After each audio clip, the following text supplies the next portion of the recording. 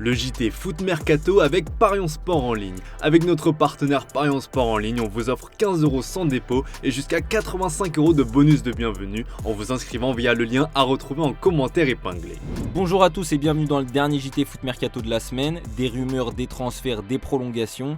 On débriefe tout ça ensemble aujourd'hui, c'est parti. On commence avec l'Olympique de Marseille et Leonardo Balerdi. Le capitaine phocéen pilier du vestiaire marseillais attire les regards en Serie A. Selon Il Messaggero, l'AS Roma en a fait une piste sérieuse, notamment si Evan Ndika venait à quitter le club cet été. Sous contrat jusqu'en 2028, Balerdi est estimé à 20 millions d'euros par l'OM. Une somme conséquente pour les Giallorossi. Reste à savoir si le défenseur sera tenté de rejoindre l'Italie, surtout si l'OM accroche la Ligue des Champions. Une affaire à suivre de près. Restons à Marseille où le mercato s'agite après le départ imminent d'Eli Wahi pour l'Eintracht Francfort. Selon la Provence, il devrait passer sa visite médicale ce vendredi où il signera un contrat de 4 ans et demi. Les Phocéens scrutent déjà le marché pour le remplacer. Parmi les pistes, Santiago Jiménez et Brian Bobé, mais la concurrence est rude. West Ham propose une opération à 40 millions d'euros pour Bobé, une somme bien au-dessus des 25 millions envisagés par l'OM. La fin du mercato hivernal pourrait donc s'annoncer compliquée pour les Marseillais.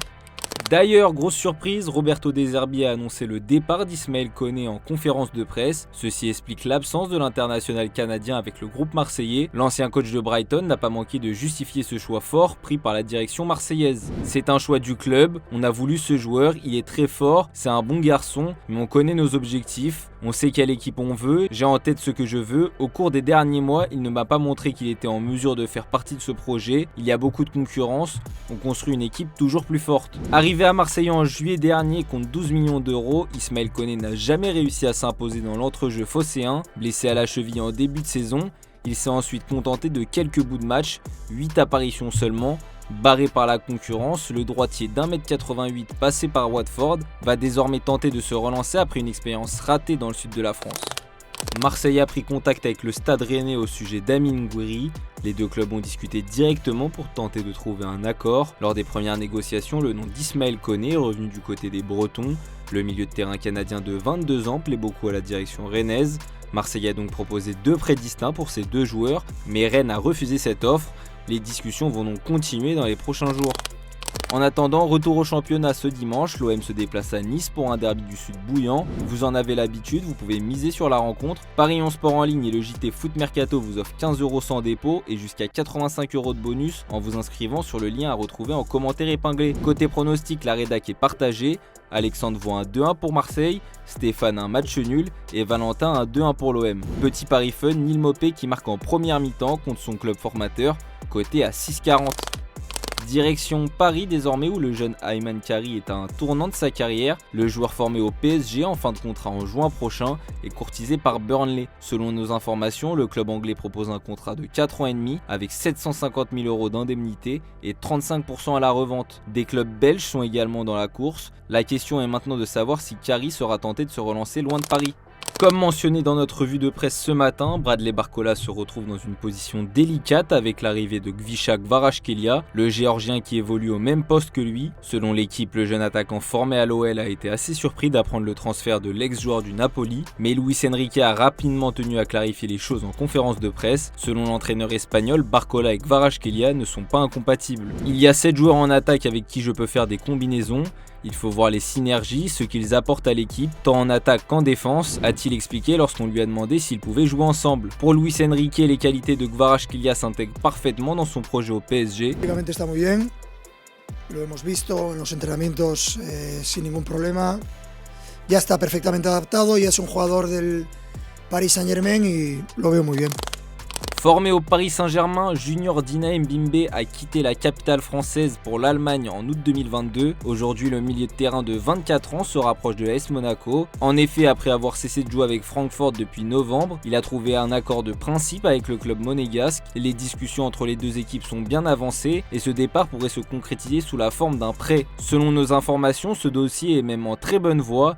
Un temps pisté par West Ham et Galatasaray, le droitier d'1m84 frustré par sa situation du côté de Francfort devrait donc venir renforcer l'entrejeu du club de la Principauté, une nouvelle destination qui devrait lui permettre de retrouver du temps de jeu.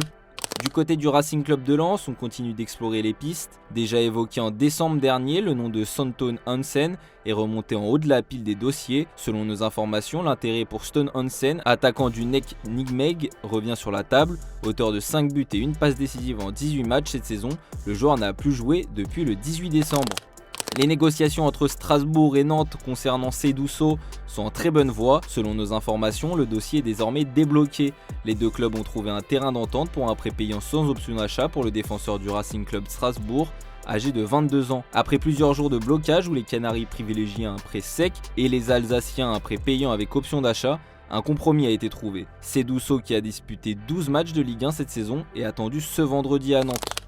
Direction l'étranger au Bayern Munich où les choses bougent cet hiver. Si Alphonso Davies a prolongé avec un contrat en or, le Roi Sané, Serge Gnabry et Kingsley Coman pourraient être vendus cet été. Les Bavarois souhaitent injecter du sang neuf sur les ailes. Quant à Jamal Musiala, il négocie une prolongation mais insiste pour inclure une clause libératoire de 175 millions d'euros, ce que le Bayern refuse pour le moment, mais il y a encore du temps pour s'entendre. Il y aura visiblement moins de problèmes avec Thomas Müller, libre cet été. L'Allemand, qui s'entend parfaitement avec sa direction, devrait prolonger au moins pour une saison supplémentaire. Malgré tous ces potentiels départs, le Bayern Munich ne compte pas recruter cet hiver, même après la correction prise par Feyenoord en Ligue des Champions. En conférence de presse, le directeur sportif Christoph Freund, qui avait accompagné Vincent Kompany face aux médias, a clairement calmé le jeu. Un match ne change pas notre confiance dans l'équipe.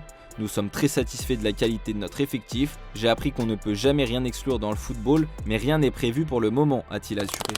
On part en Angleterre avec le feuilleton Marcus Rashford qui ne finit pas. L'Anglais indésirable à Manchester United rêve d'un départ au FC Barcelone, mais le club catalan devra dégraisser pour l'accueillir. L'Anglais était présent à Old Trafford pour soutenir ses coéquipiers. Il a même partagé un message sur Instagram: « Allez les gars !» Bien qu'il ne joue plus, le footballeur âgé de 27 ans reste attaché aux Red Devils, alors que Man U espère qu'il trouvera une porte de sortie avant la clôture du mercato hivernal. Ancien de la maison, Rio Ferdinand s'est d'ailleurs exprimé sur l'absence du joueur. « Je pense que c'est une indication de ce que le club veut qu'il se passe. Je pense qu'ils veulent le faire partir.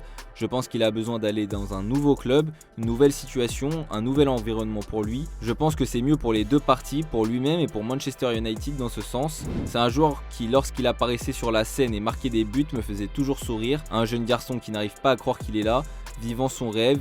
Je n'ai pas vu ce visage, je n'ai pas vu ces émotions depuis longtemps, depuis bien trop longtemps, et je vois les joueurs heureux. Sauf que les dirigeants mancuniens ne veulent pas faire de cadeaux pour Rashford. En effet, tous les clubs intéressés ont été prévenus que Man U ne compte pas payer une partie du salaire du joueur en cas de prêt. Un transfert est une option également pour les Red Devils, mais elle paraît difficile, ce qui a refroidi beaucoup de clubs. En effet, le Daily Mail et des médias allemands expliquent que le Borussia Dortmund va jeter l'éponge, comme Aston Villa ou l'AC Milan qui a finalement foncé sur Kyle Walker. Les marsupiaux estiment que son salaire est un frein. Ils reviendront à la charge en fin de mercato si les mancuniens changent d'avis concernant la prise en charge de son salaire. Rester à Man U semble être l'ultime option pour Rashford en attendant un rebondissement. Du côté d'Arsenal, où Mikel Arteta espère encore recruter un attaquant, privé de Saka et Gabriel Jesus, le coach espagnol a confirmé être à la recherche d'un profil idéal. Mais selon lui, cela dépendra du marché et de nombreux facteurs. My opinion is clear. We lost two very important players, Bukayo Saka and Gabriel Jesus. So we lack goals, we lack people, we lack options in the front line. It's clear. Yeah. So do you think it's essential that you have to move forward then? If we can get the right player, that's why we are actively looking at it. Yeah. Any player, no. Someone that makes us better and has an impact in the team.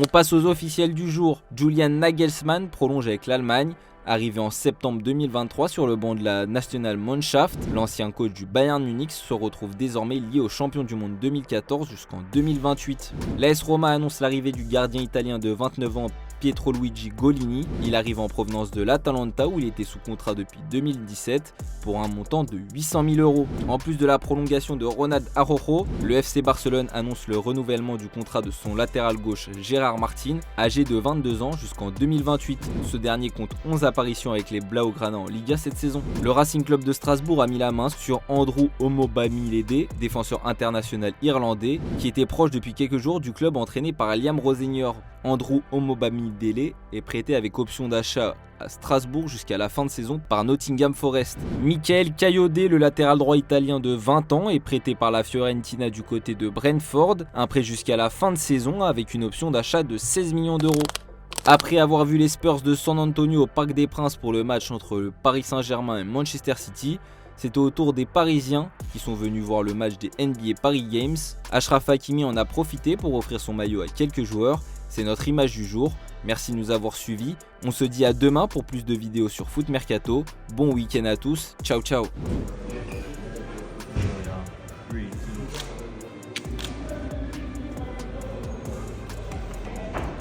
Sure, I'll see you later. See you. Yep. Here we go.